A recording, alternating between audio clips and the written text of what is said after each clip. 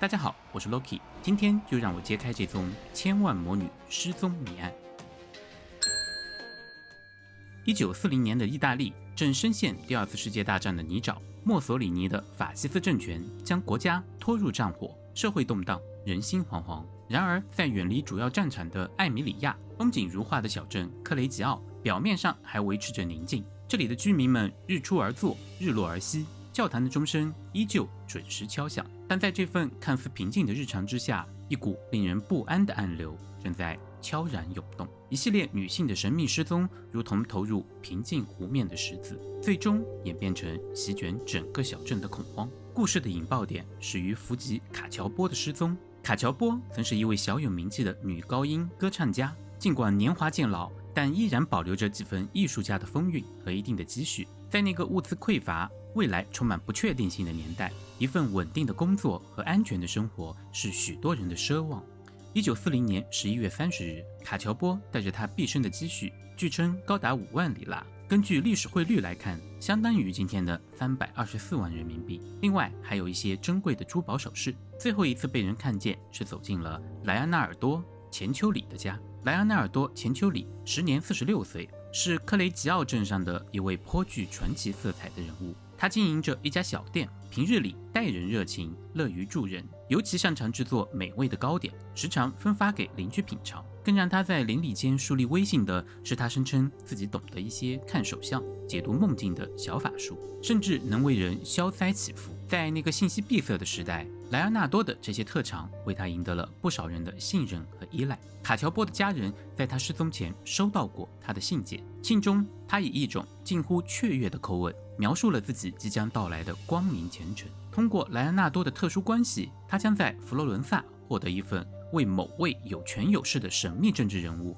担任秘书的优渥工作。信中还特别强调此事关系重大，必须严格保密，暂时不要试图联系他，以免影响这份来之不易的机会。日子一天一天过去，承诺中从佛罗伦萨的来信迟迟未到，卡乔波也如同人间蒸发一般，再也没有任何消息。他的嫂子在长时间的焦虑等待和对信件内容的反复观察后，内心的不安越发强烈。他无法相信一向与家人联系紧密的卡乔波会如此决断地和家人断绝联系。他清晰地记得，卡乔波最后一次被人看见，就是满怀憧憬地走进了里昂纳多的家。这位警觉而固执的亲属最终顶着压力向警局报了案，坚称卡乔波的失踪绝非自愿。当调查人员开始梳理近期周边地区的失踪人口报告时，一个更令人不寒而栗的结果逐渐浮出了水面。在卡乔波之前，已有另外2名女性以极其相似的方式神秘失踪，而她们的命运轨迹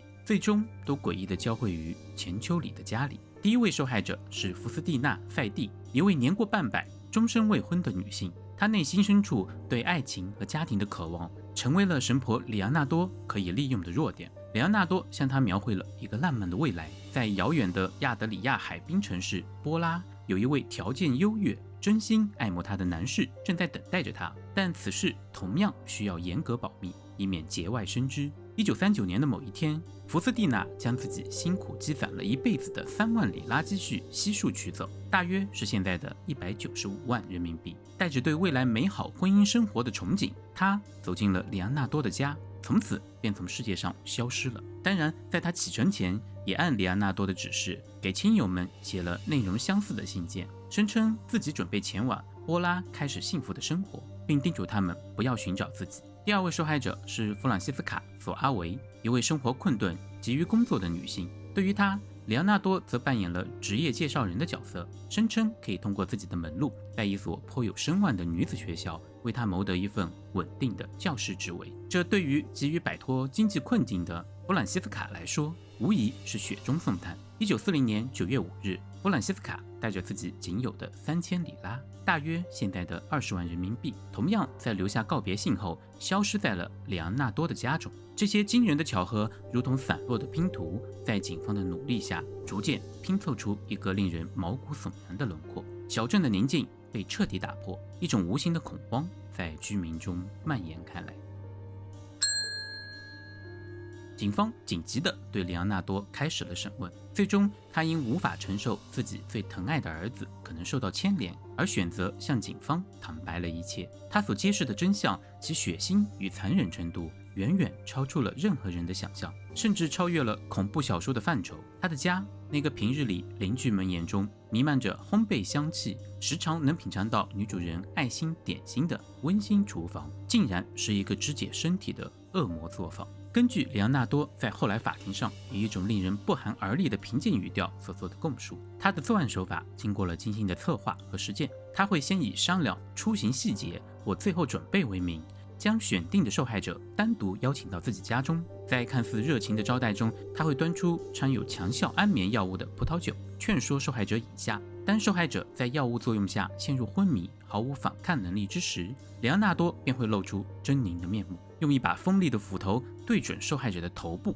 或颈部，残忍地将其杀害。紧接着便是更为恐怖的尸体处理环节，他会将受害者的尸体拖入一个隐蔽的橱柜中，这个橱柜可能经过特殊改造，便于清理血迹。然后他会用刀具和锯子熟练地将尸体肢解为9块。这个数字9对于他的迷信说法中具有特殊的含义。接下来发生的事情，即使是经验最丰富的法医，在听闻其细节时，也会感到生理和心理上的双重不适。里昂纳多详细地描述了他如何废物利用地处理这些尸块。我把那些废块扔进一个大锅里，那是一个平日里用来熬煮猪油或制作大量食物的大铁锅，加入了7公斤我特意买来做肥皂用的科信钠，然后不断地搅拌这团混合物，直到所有的肉块和骨头都在高温和强卷的作用下溶解，变成一团深色的、散发着刺鼻气味的浓稠糊状物。之后，我会小心地把这些糊状物分装到几个桶里，趁着夜色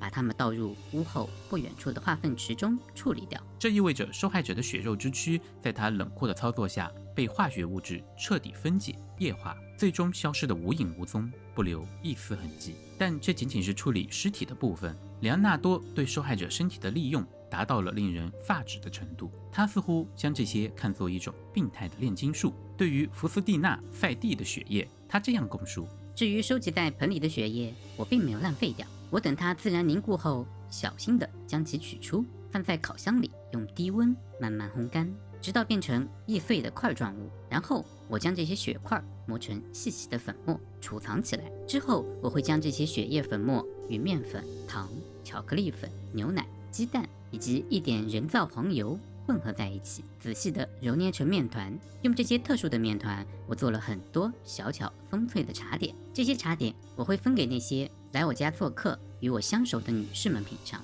当然，我的儿子朱塞佩和我自己也经常吃。而对于第3名受害者，曾经拥有美妙歌喉的女高音歌唱家吉弗·卡乔波，里昂纳多的描述则更添了一丝令人不寒而栗的欣赏与得意。他也像前2位一样，最终进入了那口大锅。他的肉质说起来确实比前2位要好，又肥又白。在融化它的时候，为了掩盖可能会有的奇怪味道，我还特意加了一整瓶古龙水进去。经过长时间的熬煮和搅拌，我用它的脂肪做出了一些非常令人满意的奶油香皂。这些香皂质地细腻，泡沫丰富，带着淡淡的古龙水香味。我把这些香皂分给了我的邻居和一些熟人使用，他们都说这种肥皂很好用。至于用它的血液做的那些糕点，味道也确实更美味一些。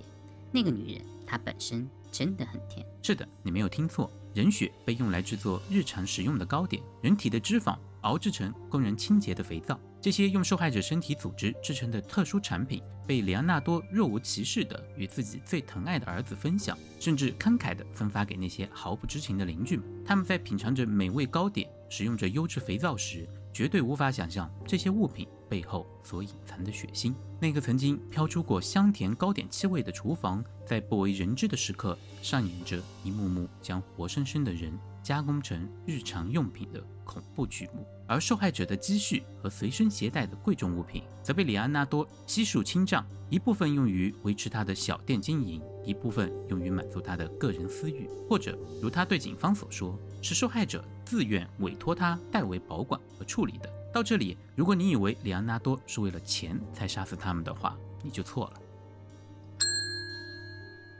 里昂纳多·钱丘里为何会犯下如此令人发指、超乎常理的连环罪行？他的动机并非简单的收为钱，真正的动机是深植于他不幸的人生中的迷信思想，以及由此催生出的极度扭曲的母爱。1894年，里昂纳多出生于意大利南部贫困的地区蒙泰拉。他的童年充满了痛苦、压抑和不被重视的阴影。家庭的不幸让他极度缺乏安全感，性格也因此变得敏感而偏执。据他自己后来的供述，他在年轻时就曾因绝望而2度尝试自杀，所幸都被人救下。成年后，他不顾父母的强烈反对，执意嫁给了在当地注册处工作的一名小职员拉斐尔。这段不被家族祝福的婚姻，据说招致了他母亲一个异常恶毒的诅咒，预言他的婚姻将充满不幸，他的后代也将遭遇厄运，甚至不得善终。这个来自至亲的诅咒，如同一个挥之不去的噩梦，深深地烙印在里昂纳多的心中，成为了他日后疯狂行为的一个重要心理诱因。婚后的生活似乎一步步验证了这个可怕的诅咒。里昂纳多一生中经历了多达17次怀孕，但命运对他却异常的残酷，其中3次不幸流产，更有10个孩子在出生后不久便因各种疾病或意外而夭折。在那个医疗条件落后、婴儿死亡率较高的年代，这样的经历或许并不少见，但对于一个内心本就脆弱又背负着诅咒阴影的母亲来说，接二连三的丧子之痛无疑是毁灭性的打击。每一次失去孩子，都让他对命运的残酷和母亲的诅咒更加深信不疑。在经历了如此多的悲剧之后，里昂纳多对仅存的4个孩子，尤其是他最为钟爱也寄予了更多期望的长子朱塞佩·潘萨尔迪，产生了一种近乎病态的、令人窒息的保护欲和控制欲。朱塞佩成为了他生命中唯一的精神支柱，他将所有的希望和恐惧都投射在了这个孩子的身上，生怕他在遭遇任何的不测，从而印证那个伴随他一生的诅咒。在巨大的精神压力和他对未知命运的无尽恐惧下，里昂纳多变得越来越依赖迷信。他频繁地求神问卦，拜访各路所谓的灵媒和算命师，试图从那些虚无缥缈的指引中寻求解脱和找到保护家人的方法。其中一位算命师曾给他看过手相，并告诉了他一个令他更加魂飞魄散的预言：在你的右手里，我清晰地看到了监狱的景象，而在你的左手里，我则看到了精神病院的阴影。这个不祥的预言与母亲的诅咒交织在一起，如同2座大山压在他的心头，让他坚信自己和家人正被某种看不见的邪恶力量所笼罩，随时可能降临无法挽回的灾难。当第2次世界大战战火无情地延续到意大利，他的爱子朱塞佩即将应征入伍，准备被派往战场。这一消息成为了压垮里昂纳多早已脆弱不堪的理智的最后一根稻草。这是母亲的诅咒和算命师的预言准备同时应验在儿子身上的明确信号。强烈的恐惧和绝望让他失去了正常的判断力。为了保护儿子，为了用自己的方式对抗那看不见的邪恶力量，他想到了一个极端而恐怖的方法——活人献祭。他深信，只要用他人的生命作为祭品，向上天或某种他所信赖的神秘力量进行交换，才能消除儿子身上的厄运，确保他在战场上平安归来。于是，那些向他寻求帮助的中年女性便成为了他眼中理想的祭品。他坚信，每一次成功的献祭都是在为儿子的生命增加一份保障。1946年，战争的硝烟刚刚散去，意大利社会正处于重建与反思之中。在这样的背景下，里昂纳多在法庭上接受了公开审判。他的案件因其作案手段的极端残忍、动机的荒诞离奇，以及受害者尸体被再利用的惊世骇俗细节，立刻轰动了整个意大利，并通过媒体的报道迅速传遍了国际社会。人们难以置信，竟然会发生如此野蛮和恐怖的罪行。克雷吉奥的肥皂婆这个带有浓重恐怖色彩的绰号，永远地与里昂纳多·钱丘里的名字捆绑在了一起，成为了犯罪史上一个令人不寒而栗的代名词。在法庭上，面对法官，里昂纳多表现出了与他所犯罪行极不相称的镇定与从容。他对检方提出的所有指控供认不讳，没有丝毫的抵赖或辩解。他并没有表现出任何的悔意，反而以一种令人不寒而栗的平静，甚至带着某种病态的匠人精神和成就感，详细地向法院成员描述了他自己是如何精心策划并实施了每一次谋杀。他向法官和陪审团细致地解释了每一个步骤，就像在分享一个独特的家庭秘方一样。当被问及为何要如此处理尸体时，他甚至带着自豪的表情表示道：这样做既能彻底销毁证据，又能物尽其用，还不至于浪费。他坚称他所做的一切都是为了保护他最爱的儿子。然而法院并没有接受他那套荒诞绝伦的献祭说。尽管辩护律师试图从他不幸的童年为其寻找精神失常的辩护，但他清晰的作案逻辑、周密的计划以及在法庭上冷静的陈述，都很难支持他犯案时失去理智的说法。最终，经过审理，法院裁定里昂纳多·钱丘里谋杀3名女性罪名成立。考虑到其罪行的残忍性和对社会造成的恶劣影响，他被判处30年有期徒刑。此外，介于其可能存在的精神异常，法院还判决他在服刑前必须在一家精神病院做3年的强制治疗和观察。他的儿子朱塞佩虽然最初也因母亲的罪行而受到了警方的怀疑，并且根据里昂纳多的供述，他很可能在毫不知情的情况下食用了那些用人血制作的特殊糕点，但由于缺乏其直接参与或知晓母亲犯罪行为的确实证据，最终被宣告无罪释放。母亲的罪行无疑给他的人生蒙上了一层永远无法抹去的巨大阴影。里昂纳多在监狱和精神病院中度过了他的余生。有传闻，即使在精神病院里，他依然会痴迷于制作糕点，只是这一次他使用的是正常食材。1970年10月15日，76岁的里昂纳多·钱丘里因脑溢血在意大利的女子犯罪精神病院去世，结束了他罪恶、扭曲而又充满悲剧色彩的一生。如今他的作案工具，包括那个曾经熬煮过3名无辜受害者遗骸的大铁锅，依然作为重要的犯罪物证陈列在罗马的犯罪学博物馆中。